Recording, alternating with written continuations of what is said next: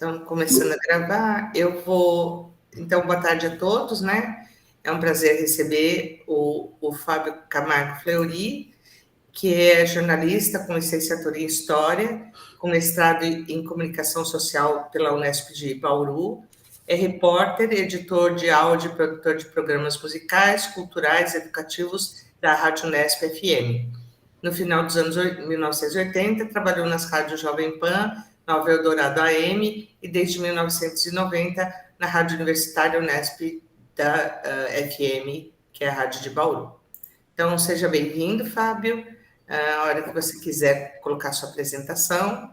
E aí, depois você fala o que você preparou e eu abro para perguntas. É sempre assim que funciona, tá bom? Vou só fechar minha câmera para não atrapalhar a sua apresentação. Certo. Então, boa tarde a todos, obrigado pelo convite. Para mim é super interessante participar deste momento, porque vai ser uma troca. É muito bacana saber também, do lado de vocês, professores, educadores, o que vocês pretendem com uma ferramenta de que, de certa forma, é meu trabalho também. Eu trabalho com rádio, mas o podcast é um braço, né, do poder do rádio, da oralidade que a gente tem nesse veículo de comunicação. E eu também acredito ele como um potencial ferramenta de educação, sim, né? Historicamente, o rádio nasceu como um veículo de educação e depois virando negócio, né? As coisas tomaram outro rumo, mas ainda a gente tenta, até a própria lei, a Constituição, tentar que o veículo também continue dando uma atenção à educação. Mas a gente sabe como funciona a mídia é negócio, então não é tão fácil. Mas o podcast veio justamente para isso, para nos dar essa liberdade de produção de conteúdo, tanto no entretenimento, como na educação, como na ciência, em qualquer.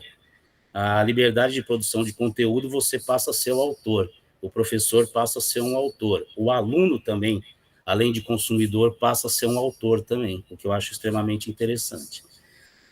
Eu fiz uma preparação, um PowerPoint, mas é apenas um roteirinho, e eu gostaria de saber o que vocês... que eu começasse como? O que vocês têm curiosidade em saber? A origem do podcast, por exemplo, o termo podcast vem do iPod com o broadcasting, que é o iPod, né, que é da Apple, e o casting, que é de broadcast, que é da transmissão via eletromagnética.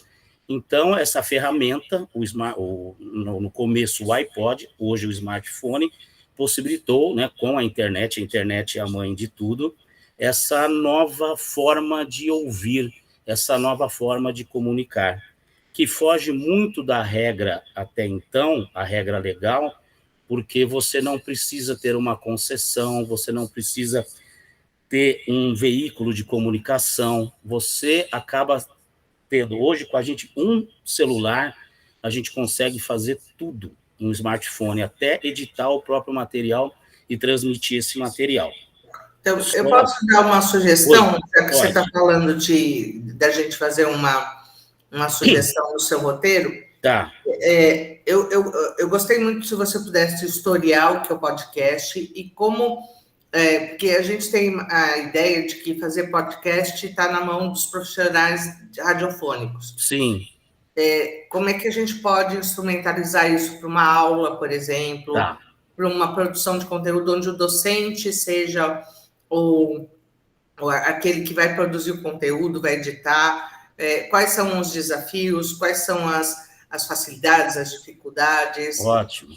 Eu acho que poderia ser por aí, se você me permite uma sugestão. Não, com certeza. Até fico mais à vontade, porque daí a gente vai incluindo coisas, né? E aí a gente deixa para o pessoal ir batendo papo também, se quiserem fazer perguntas, acho que podia ser uma conversa, né? Eu gostaria muito, porque para mim é mais fácil, tá? Tá bom. Então, vamos começar pela realidade. Você fez uma posição agora. Realmente, o podcast é uma ferramenta que deu liberdade ao cidadão, a qualquer um, ter esse poder hoje de comunicação.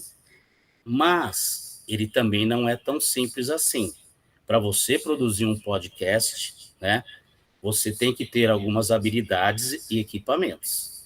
Não é tão fácil, né? Aliás, aqui um dos termos que eu tenho aqui, que eu deixei para o final da apresentação, que é o problema, que é essa, você precisa de um recurso econômico, né? Você precisa de equipamento, você precisa de habilidades. Você pode fazer sozinho? Sim, pode fazer, qualquer um pode fazer, mas vai ter que aprender. Não é tão fácil, vai precisar de disposição, né? Você vai ter que ter um objetivo, vai ter que ter uma estratégia, você domina o conteúdo, vai ter que saber como usar para passar esse conteúdo. E por exemplo, o principal para mim é saber, para um professor, um podcast, o conteúdo de um podcast, ele é para dar um complemento à aula, dar um reforço à aula, ou despertar a curiosidade, sensibilizar o aluno para que ele se envolva mais naquela temática ou que ele entenda mais aquela temática. Eu vejo o podcast com todas essas possibilidades, mas na minha experiência de rádio, ainda mais para a escola pública, como você mencionou, eu vejo o podcast mais como um sensibilizador e para despertar a curiosidade, porque a partir do momento que você deixa a pessoa curiosa ou sensibiliza ela, mostrando que ela é uma temática interessante, que ela pode dominar, que ela pode utilizar, que vai ser bacana para ela, que vai aumentar a autoestima dela, ela vai funcionar muito mais, porque ele vai dar mais atenção ao ensino que vocês têm formal, que é a batalha do dia a dia. Então, eu acredito que Fábio, o podcast pode servir... pouquinho? Posso interromper um pouquinho? Pode. Você tem uma apresentação, você não gostaria de fazer a apresentação e você vai debatendo sobre ela? Não, pode ser. Você sabe como apresentar? Eu passei para a senhora apresentar para mim, para ficar mais fácil. Tá bom, desculpa. Então eu apresento, só um minutinho, então.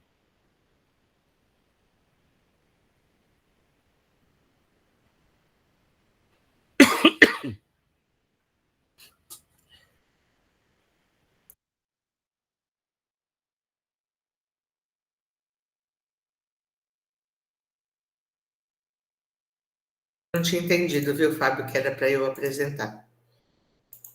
Já vou fazer. Então, você vai dizendo a hora que você quer que eu passe os slides, tá? Eu já não vejo mais ninguém. Eu só fiz essa colocação inicial, que, para mim, no meu ponto de vista, é o mais importante eu entender de vocês. Porque a parte técnica, né, isso é uma outra situação. A parte a comparação técnica entre linguagem da rádio, onde eu trabalho, do podcast, também não é muito complicado.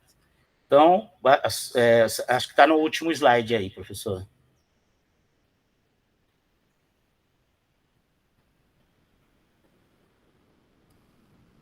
Professora?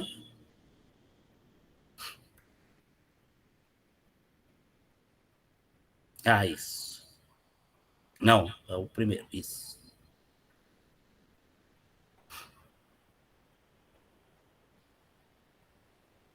Pode ir para o segundo, por favor.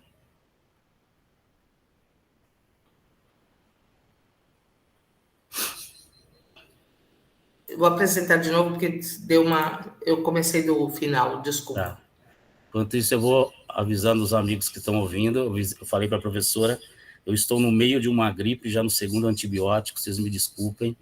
E se eu tossir, se eu parar, tomar uma água, pra vocês entenderem, tá? Tá todo mundo vendo? Tá apresentando?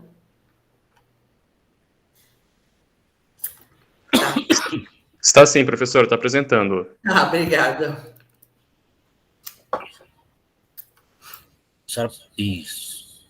A origem do termo, né, como eu tinha falado, a junção da palavra pod, que é personal on demand, que é pessoal sob demanda, que vem do iPod, que a gente conhece, né, com o broadcast, que é a transmissão de rádio. O rádio é transmitido via ondas eletromagnéticas. Então, a origem do termo se apropriou desse termo da rádio normal, que é essa transmissão via eletromagnética, né?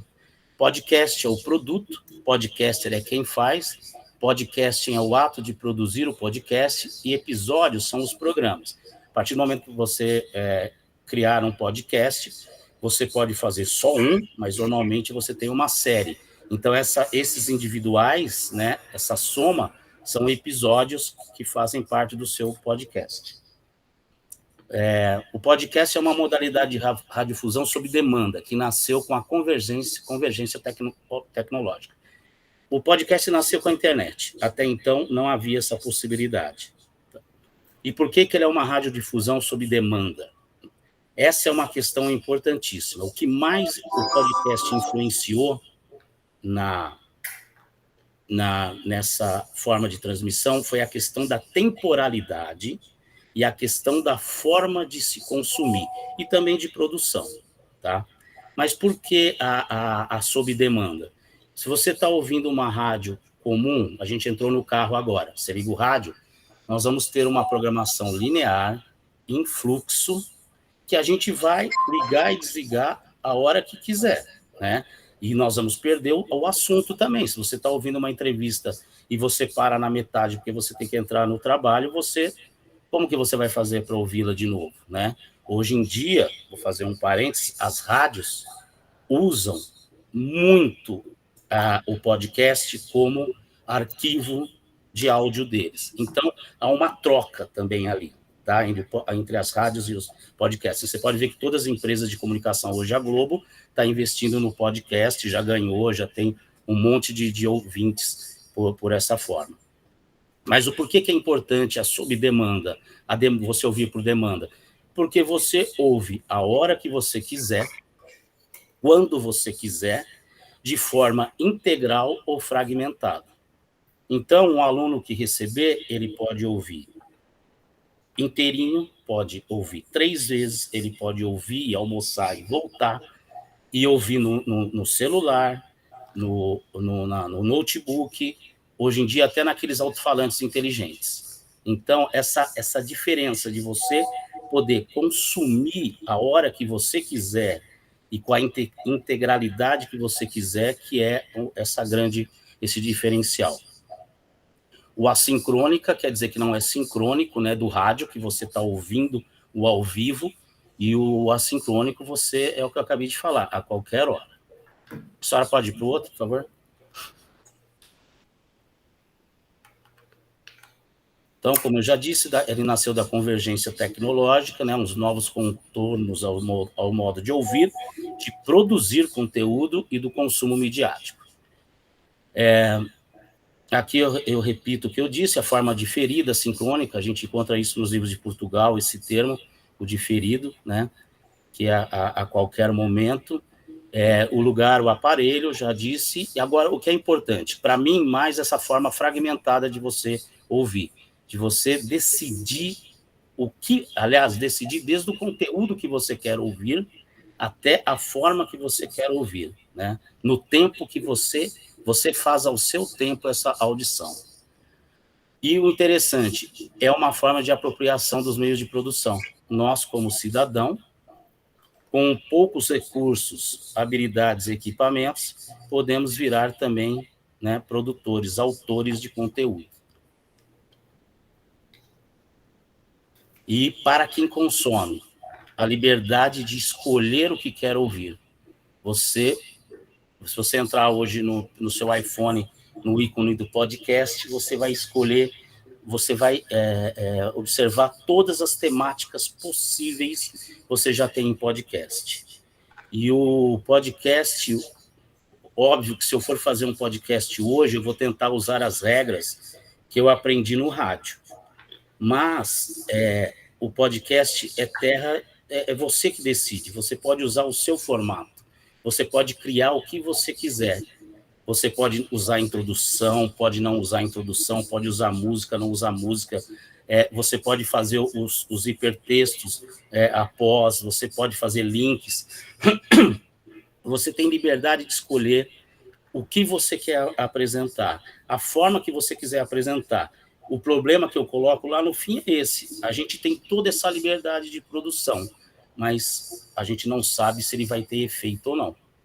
Então, pode ser que a pessoa entenda que é melhor ela seguir algumas regras, alguns padrões que existem. Padrão de tempo, de lançamento, da frequência de você transmitir, da pontualidade da sua transmissão. Se você fala que é uma série de 10 episódios, você tem que respeitar toda segunda-feira lançar. Agora, se você quiser, você pode lançar segunda, quarta. Numa rádio eu não posso fazer isso. Se eu fizer isso, eu vou estar desrespeitando o meu ouvinte. Mas no podcast é você que decide. E o final, o resultado, a gente vê depois, né? Pode mudar, professora, mais um? Agora, a produção do podcast, que eu acho que interessa bem a vocês, que daí é um capítulo à parte. O que a gente precisa primeiro? Disposição, porque para fazer um podcast precisa, sim, de tempo, precisa de habilidades, não é uma coisa que cai. Você pode até contratar terceiros para te ajudar, pode, e é possível e até bacana também, mas se você quer ser um produtor autônomo, você vai ter que ter essa disposição de tempo, né? Transformar a linguagem do seu conhecimento para esse novo veículo, porque é diferente, né, de uma linguagem, a linguagem de rádio é diferente. Você vai usar o seu conhecimento, você vai poder usar a sua criatividade, que isso é muito bacana, que você pode daí criar situações, episódios muito interessantes, né, que fogem à possibilidade de uma sala de aula, que fogem a uma possibilidade do formalismo, né?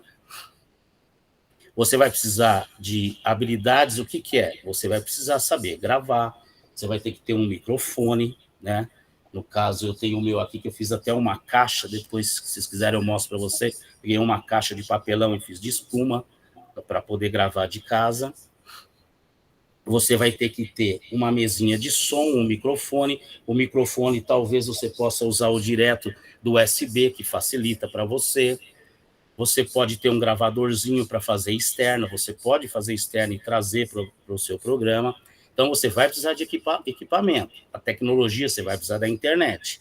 Você vai precisar de softwares. O de áudio, que é o principal, mas esse é gratuito, é o Audacity, que você pode baixar e utilizar. Eu uso, por exemplo, o da Adobe, que é mais complexo e tal, mas aqui para o meu trabalho eu preciso, né? Então, esses recursos financeiros, que não são muitos, mas é lógico que para algumas pessoas não é tão fácil. E comprar todos esses equipamentos, a gente sabe que não é para todo mundo, né? E o que acontece? Esse podcast ele vira um arquivo digital de áudio, que isso é extremamente interessante para nós, pelo que eu disse, ele vai ser ouvido a qualquer momento. E para vocês que já têm experiência em podcast, eu acredito que o melhor lugar para se postar esse conteúdo, né, que vocês vão produzir, é no próprio site que vocês criam para vocês mesmos, né, ou da universidade. Eu não sei como que vocês fazem, né, para isso. Como que vocês colocam o material de vocês de áudio na faculdade.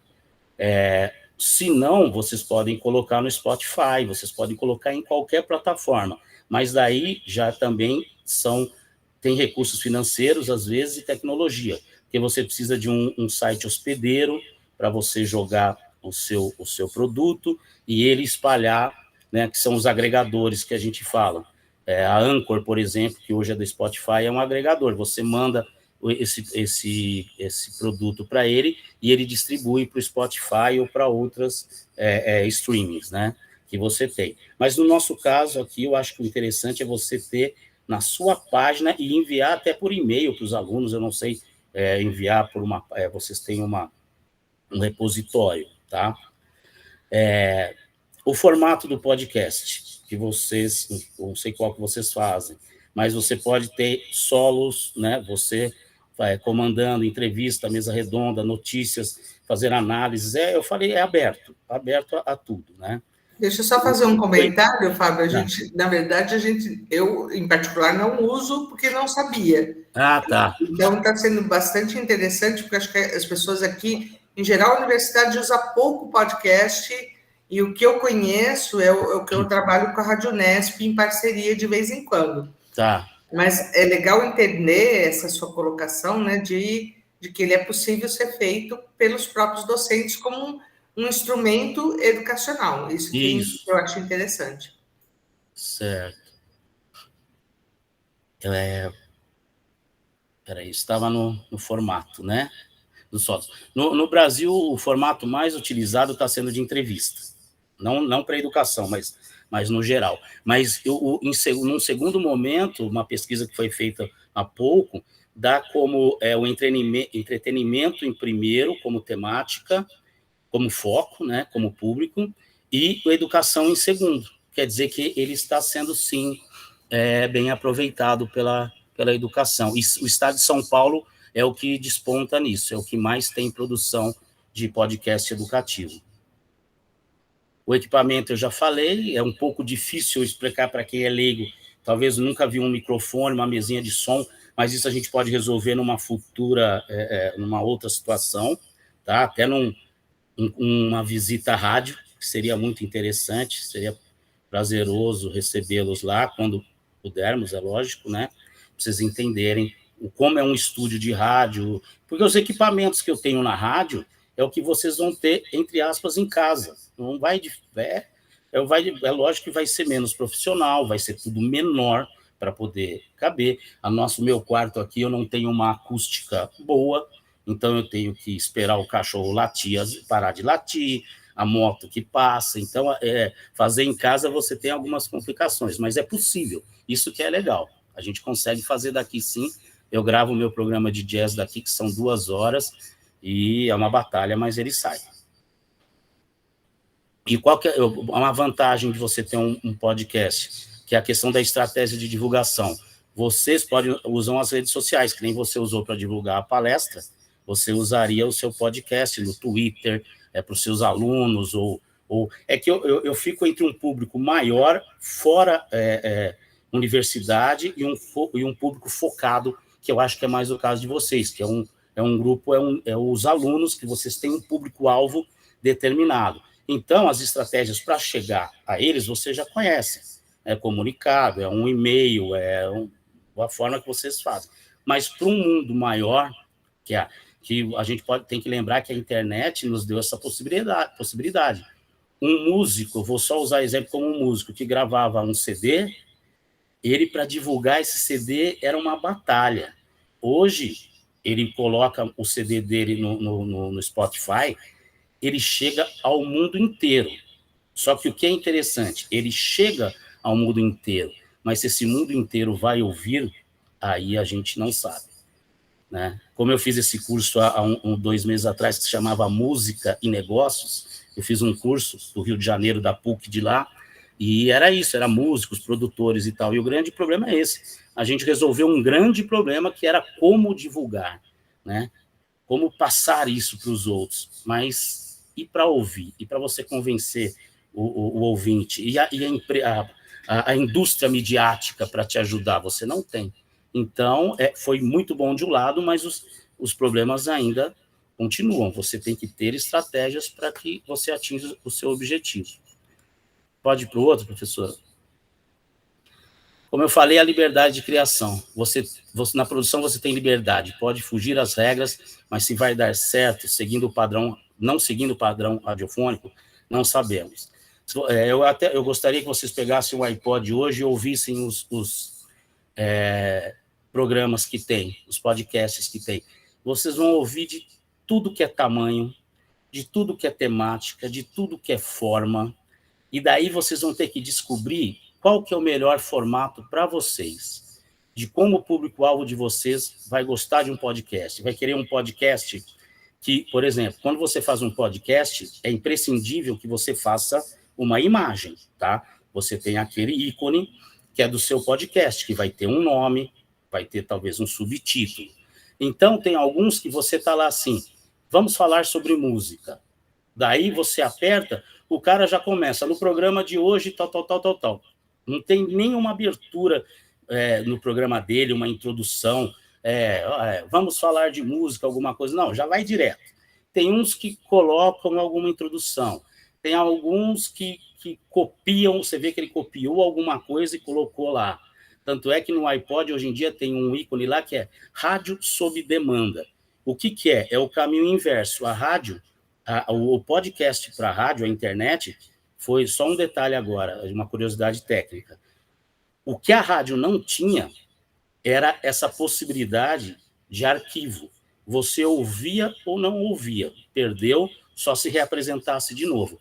Agora, no site da rádio, você pode ouvir o programa de jazz que eu fiz há um ano atrás, coisa que não existia. Então, para nós de rádio também foi bom, porque nós estamos usando a internet como um arquivo, uma coisa que nós não tínhamos, essa possibilidade de as pessoas ouvirem novamente o que a gente fez. O nosso produto é totalmente perecível, efêmero, foi para o ar, acabou.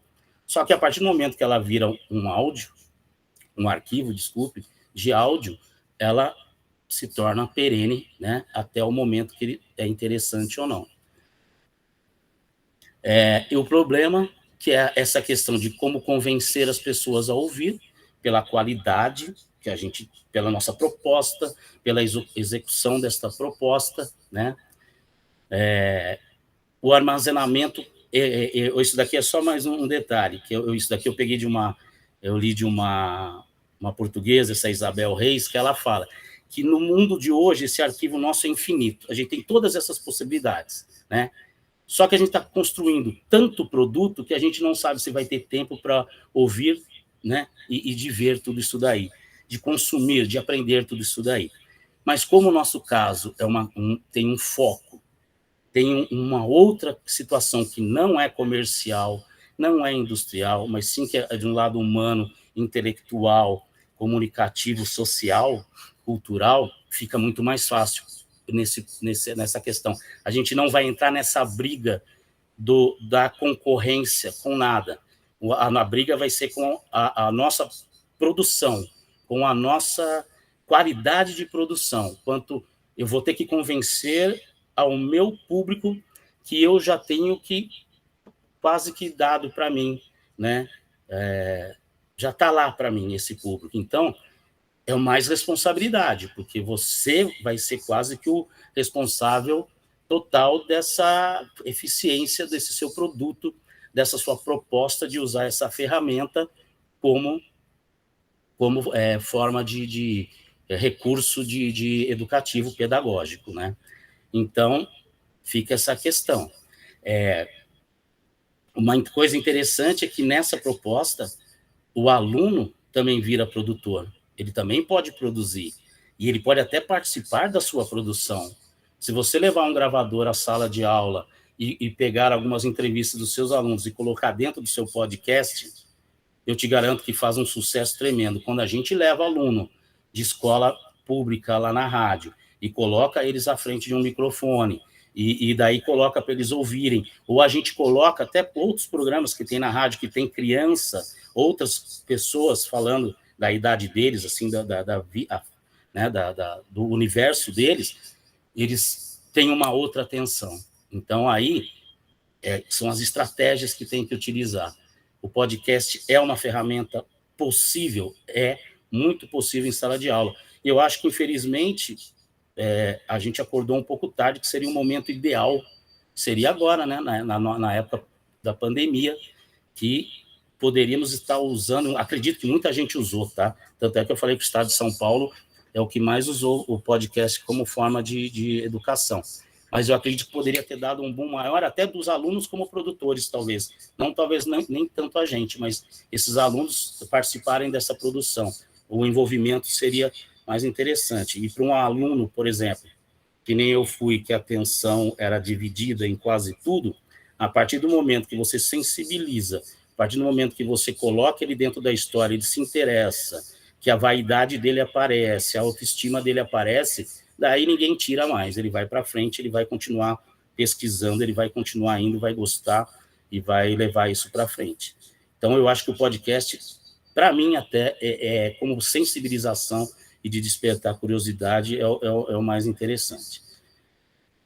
Eu falei, eu gostaria de que vocês perguntassem, falassem alguma coisa, até não só perguntassem, mas que completasse algo que eu falei, porque eu entrei um pouco na área de vocês também. Posso interromper a apresentação? Pode. Eu só vou pegar um copo d'água, tá? Porque minha garganta está seca agora. Tudo bem. Bom, o Fábio voltando, a gente abre para perguntas, então?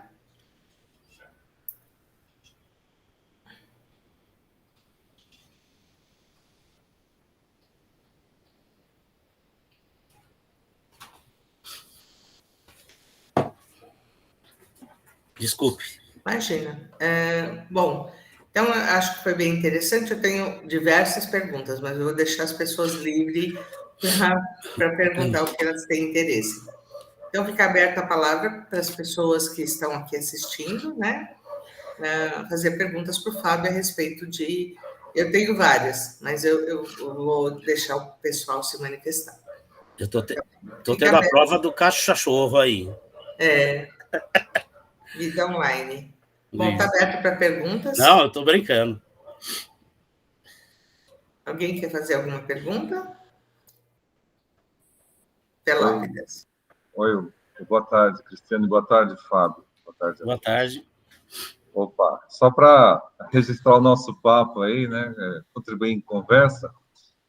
Hoje eu estava conversando com o Roberto Dugo. O Roberto Dugo foi da TV Cultura, foi coordenador do curso de Rádio e TV da Casper Libero, né? E está fazendo um trabalho de doutorado conosco, né? Lá no Instituto de Artes.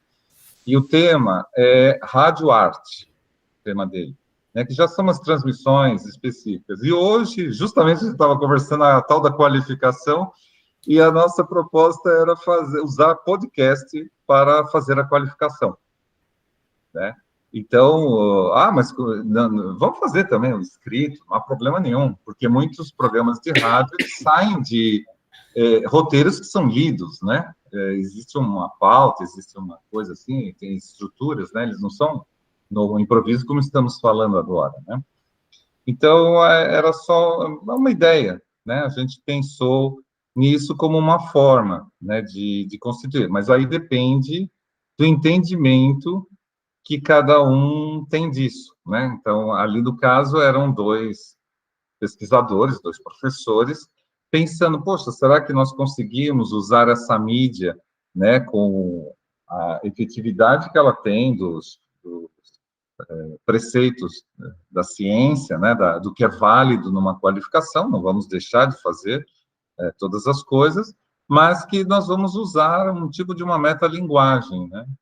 Então, era uma das aplicações que a gente estava, também por coincidência, falando hoje. E aí ele me mostrou uma gravação que ele fez ontem, né, espontaneamente, se preparando, e no carro, dirigindo, colhendo, com um gravadorzinho, né, que é um hábito, como o Fábio falou, né, tem um gravador, ele é radialista, ele está com aquilo na mão o tempo todo. E ele foi levar o filho a algum lugar e estava no carro, se deslocando, e ele gravou umas coisas e passou, eu podia usar um podcast, porque sim, porque não. Quer dizer, havia uma convergência de ideias, né, uma simultaneidade, e a gente não tinha falado sobre isso, falou hoje, ele falou, cara, eu também pensei nisso, né? Então, a gente está aí para tentar viabilizar isso. Agora, o esforço é esse, né, viabilizar, como que isso toma um sentido, né, de pesquisa, né? Uma outra possibilidade é na extensão, né? Será que a gente consegue usar na extensão? Aí o que o Fábio falou é legal, dá uma potência muito grande de nós darmos voz ao pessoal da extensão, né? Ao público que está ali envolvido numa comunidade, numa sociedade que a gente vai. E a gente está aí diante dessa curricularização da extensão, né? Então, às vezes, é um grande instrumento, né, de ter força. Agora, a pergunta, assim, bem invasiva e indiscreta que eu vou fazer para o Fábio. Fábio, você acha, assim, em alguma medida, que o podcast é um equivalente a canal do YouTube? Como é que é isso para você? Como é que você vê essa bobagem que eu falei aí? O que você acha disso? Não é bobagem. Ele é o equivalente ao YouTube, só que o YouTube tem a imagem, né? Uhum. E tá. onde você pode utilizar. Você usa, se você quiser gravar uma aula, um podcast, você pode também usar a imagem do seu podcast e jogar no YouTube. Sim, Daí, então, o podcast também pode ser imagem, né? Pode também. Tem 20 arquivos, não é só áudio, né? E tem mais uma pergunta assim para você, também como radialista.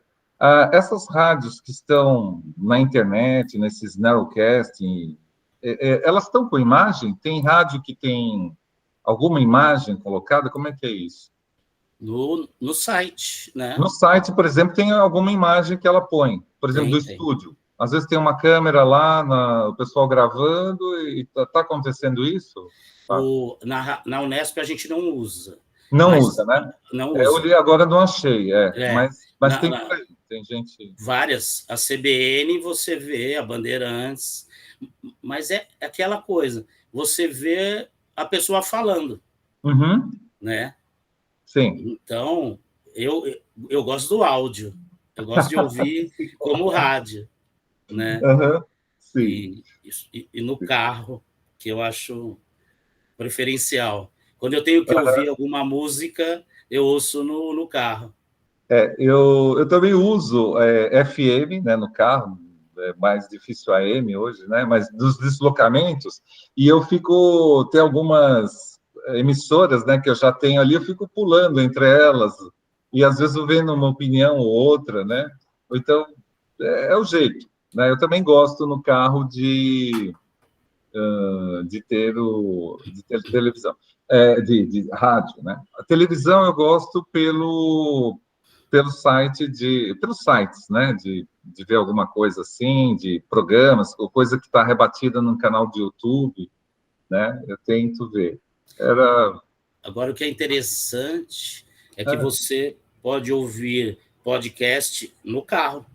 Você pega o seu smartphone, o Bluetooth, e você ouve vai daqui a Bauru, a São Paulo, ouvindo quase que uma série inteira.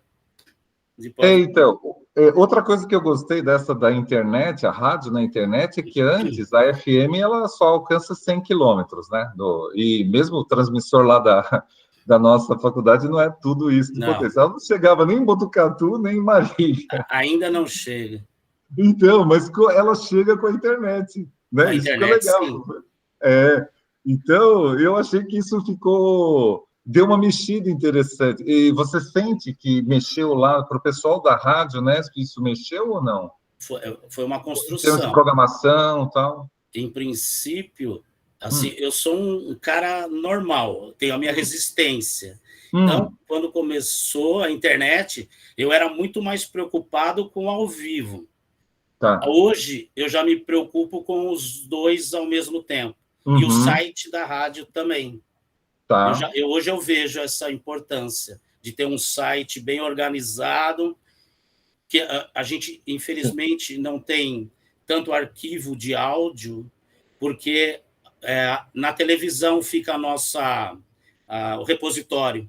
Então, a gente não pode colocar muita coisa, mas nós teríamos que ter muito mais espaço, e daí seria interessante. Eu gostei da ideia de repositório, né? Para os programas da rádio, principalmente da Rádio Unesp, eles têm um caráter de repositório. É muito bom. Temporalidade. Eles são muito bem feitos, elaborados para isso, né? É gostoso ouvir, a forma como eles são feitos é diferente de uma coisa mais descartável do dia a dia que está superada e que não tem muito interesse, né? Então, eu acho que a internet, nesse ponto, ajudou, né? A Rádio Unesp. Ela pode ser consultada, é uma rádio educativa, universitária, né? Tem toda essa característica, né? Então, e o acesso nas outras unidades. Isso eu achei que também ficou uma coisa interessante, porque antes ela ficava um pouco mais em Bauru, né? O público ali em Bauru, os outros não tinham. Agora, só quanta demanda, né? Quanto que ele vira um prosumer, né? Quanto que outros campi conseguem dialogar, né? Eu acho que pode estar crescendo isso aí, ou pode daqui a pouco, né? Duas coisas interessantes. Uma do que você está falando, a internet nos deu uma forma de retorno. A partir do momento que ela cai, os e-mails chegam, perguntando por que está fora. Então, ótimo. serviu como um feedback. Né? Sim, o público, né? O público querendo, cadê isso? Cadê? E bravos, viu? Assim como a gente ficou hoje, né? No começo aqui, a gente estava bravo. Que história é essa? Uma segunda questão, quem quiser... O Mário Roberto levantou a mão. Perópida, você já finalizou? Tá. Pode falar, Mário, por gentileza. Grato. Antigamente se ouvia rádio como se hoje se assiste televisão. As pessoas sentavam na frente da televisão, normalmente em família, aliás, em frente ao rádio, normalmente em família, e assistia-se rádio. Né? Hoje em dia se faz isso com a televisão. Na verdade, já está mudando bastante, porque não se assiste mais em família, né? Cada um assiste no seu quarto aquilo que quer e escolhe o seu produto, né? Eu acho que o rádio só sobreviveu durante um certo tempo porque você podia ouvir rádio ao mesmo tempo que fazia outras coisas. Por exemplo, dirigir. As donas de casa, é muito comum ela ficar fazendo trabalhos domésticos e assistir rádio, né, ouvir rádio. Então, para entretenimento, eu acho que isso funciona muito bem, porque você não precisa dar atenção, por exemplo, uma música, né? É claro que tem músicas que você ouve com atenção, você ouve a primeira vez com muita atenção, prestando atenção na letra, tentando entender nas entrelinhas, mas depois de um certo tempo você curte a música, né? Você entra por um ouvido e sai pelo outro, né? Então é puro entretenimento. Agora, o que eu estou percebendo é que vocês estão propondo esse formato para educação. Eu não sei se isso vai funcionar, porque não dá para você aprender coisas ao mesmo tempo que faz outras coisas. Vocês ainda estão me ouvindo? Sim. Posso só complementar sua fala, Mário? Pode. Eu acho uma ferramenta, a gente acha que não tem clareza de como trabalhar isso, mas eu vejo um grande potencial. Por quê? Eu pensei, e quando o Fábio falou de projeto de extensão, uma das propostas do meu projeto de extensão de renovação é fazer, talvez não um podcast, mas eu tive conversando com a Aliene, fazer spots de divulgação. Então, para divulgação científica, eu acho excelente. Uma coisa que eu tenho dúvida é quando você falou de ancorar, eu estou usando uma palavra que talvez não seja correta, né? Isso numa plataforma como o Facebook, como o Instagram, como o Twitter. Como é que a gente faria esse tipo de transmissão? Ou seja, eu crio um podcast, como é que eu publico dentro de uma plataforma como essas que eu comentei, que são as redes sociais? Mário, eu perdi um pedacinho, sim, da sua, porque eu fui tentar baixar aqui. É que eu ainda não acabei. Desculpa. Estou só fazendo algumas considerações iniciais, para depois a gente encaixar alguma pergunta, alguma questão, para a gente discutir alguma coisa. Então, inicialmente, eu tenho essa preocupação, que eu acho que hoje em dia a rádio é importante como entretenimento, algo que você pode ouvir despretensiosamente. Ou, por exemplo, enquanto se dirige. Então, você pode, por exemplo, assistir um programa jornalístico enquanto você dirige, mas eu não creio que seja uma boa ideia você dirigir ao mesmo tempo que fica tentando refletir sobre... porque você não faz duas coisas bem ao mesmo tempo. O nosso cérebro é focado em uma única questão. Tem pessoas que dizem, não, eu sou multitarefa, eu faço um monte de coisa ao mesmo tempo. Não faz, é mentira. Já está provado cientificamente que sempre compromete. Se você faz duas coisas ao mesmo tempo, uma delas fica comprometida. Ou melhor, as duas ficam comprometidas. Então, tentar aprender alguma coisa, né? Estudar alguma coisa, ao mesmo tempo que se faz outra, que seria a grande vantagem do rádio, né? Que você só tem um canal, então você pode usar os outros para fazer outras coisas, eu acho que não é uma boa ideia, né? Mas não é exatamente disso que eu queria falar, isso é só uma introduçãozinha. Outra coisa que eu vejo é o seguinte, é um meio de produção muito mais barato, mas não tanto assim do que produção com imagem. Então você pode produzir muito barato também vídeos para colocar no YouTube. Então por que alguém optaria por usar só áudio, se quase que no mesmo preço você poderia produzir também vídeo, então áudio e vídeo, né? Então eu não vejo assim motivo de você dispensar a imagem, né? O vídeo, se você pode, é quase tão barato quanto. Se você tem um celular hoje em dia, você pode usá-lo tanto para fazer só áudio, como pode usar também para fazer vídeo, com custo um pouco maior, um trabalho um pouco maior. Então, não vejo uma motivação para se fazer podcast. Se você pode fazer um vídeo muito mais elucidativo, com imagens, né, com animações, etc. Agora, outra questão que eu queria que você talvez comentasse é a seguinte, quanto à qualidade disso que se vai produzir. Porque eu já ouvi falar o seguinte, que a própria internet é um instrumento que deu voz para os idiotas, né? Então, tem um monte de gente fazendo coisa que não serve para nada, só te faz perder tempo. Então, às vezes eu tenho interesse em algum assunto e eu entro lá no YouTube, por exemplo, quero aprender a fazer uma cola, por exemplo. Então, eu jogo lá no YouTube e eu prefiro texto, né? Eu prefiro ler do que ver imagens. Mas, às vezes, você encontra muito mais coisa sendo produzida com imagens no YouTube do que textos escritos, né? Que você consegue garimpar por aí e ler. Mas você encontra tanta porcaria, né? Tanta coisa que não serve para nada. Dicas, por exemplo, hoje em dia, vou parafrasear o Boris Kazoy, né? Qualquer pedreiro aí está querendo ensinar, né? Me desculpe falar isso, pode ser preconceituoso, mas é isso, as pessoas acham que porque ela tem um celular, ela começa a ensinar as pessoas, ensina a fazer besteiras, né?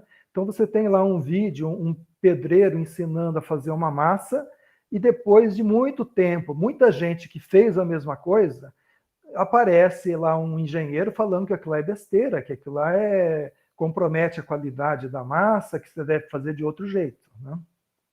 E tem muito menos gente preparada, disposta a fazer coisas boas, do que pessoas despreparadas dispostas a fazer porcaria. E o meu medo é que isso aconteça também no meio universitário. Não sei se você sabe, provavelmente sabe, as unidades ganhou estúdios de produção, né? De vídeo, com boa iluminação, boa captação de som, e etc. Então, do ponto de vista de qualidade técnica, nós vamos estar bem servidos. Agora, me preocupa muito a qualidade pedagógica, né? De linguagem, como é que a gente vai falar essas coisas, como é que se vai produzir qualidade com esse equipamento. E eu acho que com áudio, que é mais fácil, né, mais simples, a chance de sair coisas ruins é até pior. Então, assim, eu joguei um monte de coisas aí, se você puder falar alguma coisa para tirar esse meu pessimismo, eu agradeceria, porque assim, eu não descarto nada, mas eu tenho muito medo de muita coisa. Mário, você está sendo realista, não pessimista. Eu também tenho senso crítico para tudo que você está falando. Agora, a qualidade, eu vou começar pelo fim que você falou. A qualidade vai depender de nós, cidadãos, sabermos escolher o que ouvir ou não. Daí vem a fonte disso, a educação inicial de cada um, a educação familiar de cada um. Podcast pode virar fake news, que nem já tem, é lógico. Nem sei como não estão criando tanto. Tá? O podcast ainda está mais respeitado. Quanto a isso, vai depender de nós, da humanidade, da nossa sociabilidade, inteligência, né? A questão da oralidade do vídeo, concordo com você. O vídeo hoje é mais barato, ele pode ser mais atraente, mas as características da rádio, que são essa que você falou, de poder ouvir e fazer outra coisa ao mesmo tempo, é uma grande vantagem ainda. Por exemplo, no carro, que nem eu te falei. E já emendo, você tem razão que o áudio pode ser um veículo não tão propício a um conhecimento inicial profundo. Mas lembre-se que eu deixei 2 alternativas. O podcast como reforço do que você aprende e como sensibilizador. E daí você não precisa tanto dessa atenção total, e no carro você pode tanto reforçar como se sensibilizar a algo. Então, eu acho que ele tem, sim, como atingir determinados objetivos, né? Mas concordo com você, o vídeo é mais atraente, mas tem gente que gosta de ouvir história. E ouvir história, você não precisa estar na frente da pessoa. Você só precisa ouvir, né? Então, eu acho que isso pode dar atenção total da pessoa a quem fala, ao falante. Mas eu entendo todas as colocações, que, aliás, são problemas de todos os veículos, né? A rádio tem vários problemas também de audiência por causa disso, da televisão, da atenção, as concorrências que você tem. Mas eu acredito que o podcast ele tem, sim, essa possibilidade de ferramenta educativa e de funcionar bem. Tem um comentário no chat da Carolina Alves dos Santos, que ela coloca assim, que ela achou muito interessante a parte dos seus comentários, né, da sua palestra, do objetivo que se quer com a produção do podcast, que não é só gravar um conteúdo, tem que ver se esse conteúdo será para sensibilização ou reforço de algo já visto numa aula. E ela agradece. Então, eu tenho uma sensação... alguém quer fazer mais uma pergunta? Eu tenho várias. Eu tenho um grande interesse com a linguagem radiofônica. E eu vou dizer por quê, né? Por exemplo, você pode atingir uma população, né, que está em trânsito, divulgando conteúdos de qualidade. E, de novo, né, os temores do Mário fazem sentido, mas nós da universidade podemos produzir coisas de qualidade que podem ser veiculadas de forma ética, de forma que alcance, e eu acho que o alcance da rádio também é boa. Eu acho que o apelo visual é sempre importante, né? Mas eu acho que ela é uma ferramenta que pode ser auxiliar como instrumento de motivação. Por exemplo, fazer um aluno gravar um podcast como uma avaliação é um tipo de interação educacional. São coisas que eu vejo de possibilidades, e aí você me corrija se eu estiver errado. Por exemplo, fazer uma divulgação para que alcance pessoas que estão em trânsito. Por exemplo, quero divulgar uma série de informações onde o alcance do rádio é interessante do ponto de vista de uma outra estratégia de comunicação. Então, eu vejo o sistema radiofônico como estratégias complementares que a gente pode usar como ferramentas. E aí eu queria saber a sua opinião, e ficou a dúvida ainda de como eu uso o podcast dentro das plataformas, que eu acho que eu gostaria de saber. Perfeito. Aliás, sua colocação é fundamental. Eu também vejo o podcast hoje como um recurso, né, para apoiar o que vocês já fazem de principal, né, da didática formal e etc. Então, eu acho que ele é um auxiliar, sim. Podemos começar com o podcast pelo auxiliar, e com a experiência você pode aumentar essa utilização ou não. Você que vai sentir isso, até onde você pode ir com o seu podcast, né? Então, vai ser uma experiência pedagógica, tecnológica de cada um, né?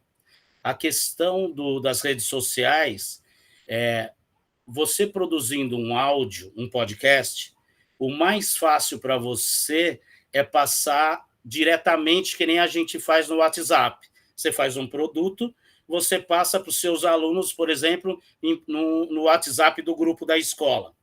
Você pode passar por e-mail, pelo Facebook, o seu produto. Você não precisa de ninguém. Agora, se você for usar as plataformas de streaming, você tem um caminho tecnológico para usar. Você vai precisar de um agregador, você vai enviar para esse agregador, alguns são gratuitos, outros não. Daí, pela quantidade de arquivo, você paga ou não.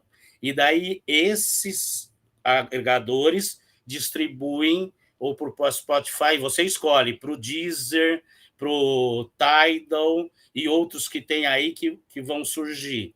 Então, no momento, eu acho que descomplicar. Primeiro, utilizar como ferramenta de um público-alvo determinado, tá? Como experiência, para depois, sim, crescer. Tá? O músico tem essa dificuldade. No Spotify, ele tem que pagar para que seja distribuído e tal. Então, para nós é mais fácil essa forma ainda, vamos dizer assim, artesanal de distribuição, que a tecnologia, que a internet nos permite, o que era impossível, né? Então, fica essa dica primeiro. E essa segunda parte tecnológica é muito mais complicada do que eu falei. Assim, não tão complicada para a gente, mas é um caminho tecnológico bem grande. São pessoas que pensaram muito a questão de computação, tecnologia, para que chegasse a isso. Por exemplo, a gente está agora em ensino remoto, né? Posso criar um podcast e colocar no Classroom, por exemplo, como uma forma de outro tipo de estímulo, como uma metodologia ativa? Desculpa, eu não entendi o início. Nós temos usado o Classroom como uma plataforma de colocar aulas, de colocar vídeos, né? É possível inserir áudios também, não é? Como uma forma ou os alunos inserirem como uma forma de avaliação dentro desse... Não sei se você conhece o Classroom do Google. Não conheço. Então, a gente pode colocar aulas gravadas, a gente pode colocar arquivos, e eu tenho a impressão, nunca usei, a gente pode colocar, por exemplo, eu fico imaginando, né, um método de avaliação, né, os alunos criarem, a partir de um roteiro que você acha importante dentro da sua disciplina, algo que eles vão usar, né, um roteiro, e vão produzir algo radiofônico. Você acha que isso é possível? Sim, possível. Eles podem fazer isso só com o celular. O gravador do celular, eles editam no celular e enviam. Então, isso que eu acho que são coisas que a gente pode usar como acessórios, né, para implementar dinâmicas diferentes. O que a gente está tentando trazer nesse ciclo de palestras, e por isso a sua presença aqui, é tentar encontrar dinâmicas diferentes de fazer com que o aluno tenha uma aprendizagem não mais só conteudista, mas sim ele passe a ser um agente da sua formação, um agente da sua... um ensino centrado nele, que ele possa, a partir de um facilitador, como um professor, né, ele criar o seu podcast a partir do que você vai dar de conteúdo na aula, e isso ser para ele uma forma de aprendizagem, porque ele vai ter que organizar o conhecimento, ele vai ter que gravar esse conhecimento a partir de um roteiro, e tudo isso dá trabalho, obviamente, mas isso é mais rico em aprendizagem do que ficar sentado e ouvir um professor falando 2 horas ao mesmo tempo. Então, essa é a minha percepção de possibilidades do podcast. E daí eu volto ao Mário. o aluno vai continuar fazendo coisas ótimas e ruins com essa ferramenta. Então, nós vamos depender sempre disso. Mas como ferramenta, eu acho que você falou dessa experiência, para eles vai ser muito mais prazeroso, pelo menos para a maioria. Porque o único problema que eu vejo é a questão da própria o aluno, eu não sei aí que idade, se sentir bem gravando algo e sua imagem indo para os outros, tá? Que nem numa sala de aula você ficar nervoso a falar na frente de todo mundo, algumas pessoas se sentem intimidadas em gravar, ouvir sua voz, né? Se expor, né, dessa forma, tanto em áudio como vídeo. Então, tem que tomar um certo cuidado com isso também. Talvez nem todos se sintam à vontade para esse tipo de exercício didático. Eu acho que assim, existem grupos, né? Eu acho que a ideia de fazer isso é trabalhar com grupo. E no grupo sempre tem alguém que se sente mais confortável e tem pessoas que se sentem menos confortáveis com esse tipo de atividade. Mas eu já falei demais, tem alguém Concordo. Tem alguém com alguma mais perguntas que tenha interesse? Pode fazer no chat, se tiver interesse. Eu não tenho uma dúvida em si, mas eu queria só complementar, contribuir aqui para a discussão. E eu concordo muito com o que a Cristiane e outros falaram de que o podcast para o meio educacional seria interessante utilizar ele como uma ferramenta de auxílio para gerar um engajamento maior em uma segunda etapa. Não só por conta do que o Mário falou, de que aprender algo ao mesmo tempo em que você faz outra coisa é complicado, mas também pela questão da didática em si.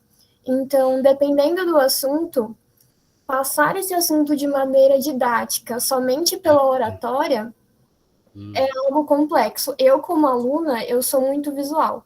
Então, eu aprendo muito mais fácil tendo um slide, alguma apresentação, alguma coisa com um exemplo visual do que está acontecendo.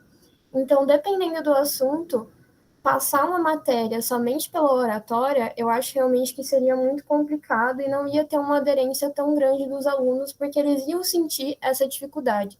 Então, justamente por conta disso, e também do que o Mário falou de você fazer várias coisas ao mesmo tempo, não ia dar muito certo, a questão do podcast para o meio educacional seria realmente mais interessante, muito interessante, inclusive, nesse ponto de despertar a curiosidade, o interesse do aluno de fazer essas dinâmicas. Então, eu realmente achei muito interessante, que seria muito legal implementar isso aqui dentro da universidade e até levar para escolas também, não deixar só no nosso meio, também como um instrumento de divulgação. Eu achei real muito interessante essa temática. Eu queria também agradecer pela palestra, agregou bastante. Yasmin, nada tão importante como conversar, entre aspas, com o público-alvo. E eu pergunto para você, e como produtora de conteúdo, o que você acha que os alunos vão sentir? Eu acho que eles vão gostar bastante, porque é uma forma de sair um pouco daquela caixinha fechada da sala de aula, sabe? De trazer coisas novas. Então, ok, a gente tem esse tema, mas o que a gente pode tirar de prático disso, de trazer para o nosso cotidiano, para o nosso dia a dia, e de fazer uma dinâmica, fazer algo mais interativo. Principalmente nesse momento que a gente não tem nem a sala de aula, não tem nem o presencial, seria muito interessante ter uma dinâmica, ter uma troca maior. Obrigado. De nada. Bom, obrigada, Yasmin. Tem alguém mais perguntas? Bom, agradeço então ao Fábio pela oportunidade de conversar conosco. Vou já de antemão falar que a gente vai aceitar o convite no futuro de fazer uma visita aí na Rádio Unesp, quando é possível. Segundo eu conversei com a Liene, o podcast está parado na Rádio Unesp por conta da pandemia, né? Por conta do estúdio ser muito fechado. Mas quem sabe no futuro a gente possa fazer aí uma visita para vocês. O Mário quer falar. Antes de eu finalizar. Pode falar, Mário. Se vocês me permitirem uma pequena réplica, só numa questãozinha. a questão da escolha. Falar, não, o consumidor pode escolher o que consumir. Só que, hoje em dia, até o escolher te consome muito tempo. Então, eu tenho aqui uma televisão paga, eu tenho um monte de canais disponíveis, eu tenho alguns programas que eu gosto de assistir e assisto, cada vez menos, eu encontro cada vez menos coisas interessantes para assistir, e eu perco tempo tentando procurar coisas para assistir. Do mesmo jeito que eu perco tempo no YouTube, ou perco tempo também procurando textos. Então, realmente a gente tem o poder da escolha. Tem muita coisa ruim, você escolhe o que é bom e assiste o que é bom. Mas não é tão simples assim. É por esse motivo que as revistas científicas têm os editores. Os editores selecionam aquilo que será registrado na revista, que será editado, né? Que estará disponível para os seus leitores. Com isso, nós, cientistas, perdemos menos tempo em ler coisas ruins, né? Então, já existe uma pré-seleção. E mesmo nas mídias aí tradicionais, é muito frequente você ter, por exemplo, revistas dedicadas à televisão, por exemplo, onde se faz resenhas de séries, de filmes, praticamente dando aí para o ouvinte dicas do que é interessante, o que não é. Eu sei que isso é uma coisa perigosa também, né? Porque às vezes é uma censura velada, né? Alguém está selecionando aquilo que você vai ler, que você vai ouvir, né? Mas houve uma época em que se editar, se produzir era tão custoso que quando você tinha alguma coisa disponível, era coisa boa. Então, é raro você pegar um livro de séculos atrás e que a pessoa diga, isso aqui é um livro ruim. Porque se fosse ruim, ele sequer seria editado. Hoje em dia, não. Tem editoras aí que pegam qualquer coisa para editar, né? E sai coisas muito ruins. Você compra livro olhando a orelha do livro, e quando você vai ler, é uma porcaria de um livro, né? Então, porque o editor queria volume, queria produzir em volume. E televisão tem muito disso, é muito volume. YouTube tem muito disso, é muito volume. Então, eu só tenho essa preocupação, né, de que a gente faça coisas que mereça credibilidade. Então, com esses estúdios que a universidade ganhou, se a gente começar a fazer coisas que não tenha qualidade e vai lá com a chancela da Unesp, a gente pode estar queimando um filme, como diz aí os mais jovens, né? A gente está queimando o filme, a gente está cristalizando essa imagem de que a gente produz coisas ruins também. Então, se não houver muito cuidado com a qualidade pedagógica do que a gente for produzir, tanto em vídeo, nesses estúdios, como também em áudio, porque esses estúdios também servirão para produzir áudio, porque a qualidade de captação de áudio é muito boa, né? Então, se a gente começar a produzir coisas com qualidade ruim, não qualidade técnica de captação de imagem, de áudio, etc., mas de qualidade pedagógica, a gente pode estar queimando esse filme, né? Então, de repente, vão ter resenhas aí dizendo, o conteúdo da Unesp não presta, não assista, né? Então, essa é a preocupação. Então, eu acho que qualquer coisa que seja feita em nome da universidade deve ser feito com muito critério, com muito cuidado, porque vai levar o nome da universidade e pode queimar o nosso filme. Mário, concordo com você, mas nós temos uma solução para isso, que é o filtro.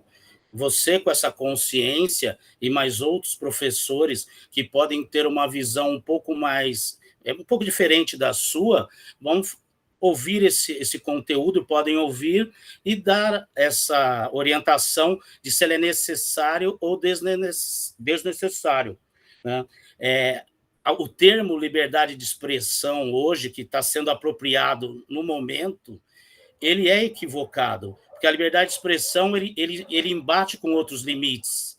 Então, hoje é lindo falar, por exemplo, muita gente da direita fala liberdade de expressão, mas essa reclamação vinha quando a gente era calado. Hoje é pela qualidade do discurso, é pelo que ele pode transformar, o que ele pode atingir. Então, você selecionar não seria, no meu ponto de vista, desculpe, você censurar, coibir algo. Você só está apenas dentro de um objetivo que você tem, de uma responsabilidade que você tem como universidade pública, comunicador, educador, de mandar uma mensagem que seja crítica, de diálogo, mas que ela tenha coerência. Então, acredito que só serão censurados o que for muito errado, fora do nosso tempo, né? Então, eu acho que é possível ter os estúdios e é necessário que se tenha cuidado. Mas são pessoas como você e outros que têm outra visão vão dar esse equilíbrio. Muito obrigada, viu, Fábio? Mário, você quer fazer mais alguma colocação? Eu queria só lembrar de duas outras atividades que frequentemente nós fazemos e que eu acho que frequentemente fazemos mal, que são os seminários e as monografias que a gente pede para os alunos fazerem. Na verdade, qualquer mobilização de energia que a gente consiga por parte do aluno é positivo. Eu não discordo disso. Você fazer o aluno trabalhar, fazer ele fazer alguma coisa, é muito positivo. Mas o seminário, né, as palestras dos alunos, é uma coisa muito perigosa. Por quê? Vai tomar um tempo muito grande e pode ser feito de uma maneira ruim. Então, frequentemente, eu peço para meus alunos fazerem monografias, né, por exemplo, de um trabalho final da disciplina, e fazer uma apresentação dessa monografia, né, uma pequena palestra sobre isso. Mas eu insisto o tempo todo que eles me procurem, que a gente discuta a monografia, que a gente discuta a apresentação, né? Então, eu me proponho a ajudar a produzir, né? A mostrar o que poderia ser melhor, o que poderia não ser tão ruim, tanto na monografia, no texto escrito, quanto na apresentação, normalmente multimídia, que eles fazem. Porque um texto é um trabalho assim parecido, eu já ouvi isso de um poeta, eu vou falar agora não com a mesma facilidade, mas é parecido como fazer uma joia. Você coloca uma palavra, aí você acha que não ficou bom, você tira, troca por outra, movimenta tudo um pouco mais para a esquerda, pega uma coisa, aumenta um pouco, diminui as outras que estão em volta. Então, existe um trabalho de composição, de cuidado. Você produzir um texto é uma tarefa difícil. É interessante que você mostre esse texto para alguma pessoa especialista, que você mostre para alguma pessoa que seja leiga, que você tenha as devolutivas dessas pessoas, que você reoriente esse trabalho. Na monografia, na apresentação, a mesma coisa. Seria interessante que você apresentasse para um leigo, apresentasse para um especialista, que poderia ser o professor, e você poder reformular. Mas todo esse ciclo de produção, tanto de monografia quanto de apresentação, né, de seminários, não são percorridos, né? Frequentemente, os alunos se distanciam e, de repente, ele chega lá com uma monografia pronta. E aí, a única coisa que você pode fazer é dar uma nota baixa, porque o ideal não seria dar a nota baixa. Seria que todo mundo tirasse 10 nas monografias, que todo mundo tirasse 10 nas apresentações. Mas eles preferem se isolar e ter uma nota menor do que ter trabalho. Com certeza, se o aluno interagir comigo, ele vai ter muito mais trabalho. Porque eu vou pedir várias correções, sugestões. Então, os alunos já sabem disso. E eles não procuram. Então, um trabalho desse de produção que vai sair dos muros da universidade tinha que percorrer esse ciclo, né? De você propor, por exemplo, um guia de produção, um storyboard, que isso já fosse discutido por um grupo maior. Então, se submetesse esse seu trabalho, esse seu storyboard para um grupo maior, como se fossem editores, né, que pudessem dar sugestões. Aí depois você vai fazer a produção, o material bruto. Então, seria interessante que depois passasse de novo por um crivo, as pessoas sugerissem, olha, você fez essa tomada, tenta mudar um pouquinho. Então, com tudo isso, esse trabalho de ourives, né, sairia uma joia. Agora, se nada disso for feito, não vai sair joia, né? Então, a gente vai jogar depois para o consumidor escolher o que ele quer assistir, o que ele não quer assistir. Mas ele vai perder tempo, né? E vai ter a chancela de uma universidade, ele vai achar que é coisa boa. E depois vai chegar à conclusão que não é. Até que ele se convence que ele não vai mais procurar nada na universidade, porque não tem coisas boas, né? Era isso. Certo. Ô, Mário, aí só tem uma questão, vai depender do público-alvo que você quer chegar. Se você quiser passar os muros da universidade, você vai ter que ter vários cuidados, sim, inclusive com direito autoral. Se você usar uma música num produto que vá para o Spotify, pode ser que ele nem aceite, porque você não licenciou, não pagou o direito autoral daquela música, e você pode ser processado depois. Então, existem cuidados, sim, mas vai depender do público que você quer, a sala que você vai usar. Se for da sala de aula para a professora, esses cuidados não são... Quer dizer, o cuidado sempre vai ter de qualidade, mas as questões mais externas, jurídicas, você não vai ter. Embora nós não podemos esquecer que qualquer vídeo pode ir para o YouTube. E o YouTube hoje também fica muito atento à questão do direito autoral. Ele não vai abaixar o seu vídeo se alguma questão ou até de censura dele, de discurso, de imagem, algo que ofenda, ele pode não subir também. Então, tem cuidados, sim, que devem ser tomados. Bom, eu agradeço, Fábio, eu vou encerrando por aqui, agradeço sua atenção, foi muito interessante a palestra, e agradeço a todos os presentes, e muito obrigada, até uma próxima oportunidade. Eu que agradeço e peço desculpa pelo minha tosse, pelo nariz, que eu estou muito gripado e a gravação vai ficar prejudicada por causa disso. Não, sem problema, foi muito bom, muito obrigada. E até a próxima. Até a próxima. Obrigada a todos. Tchau, tchau. Até mais. Tchau, tchau.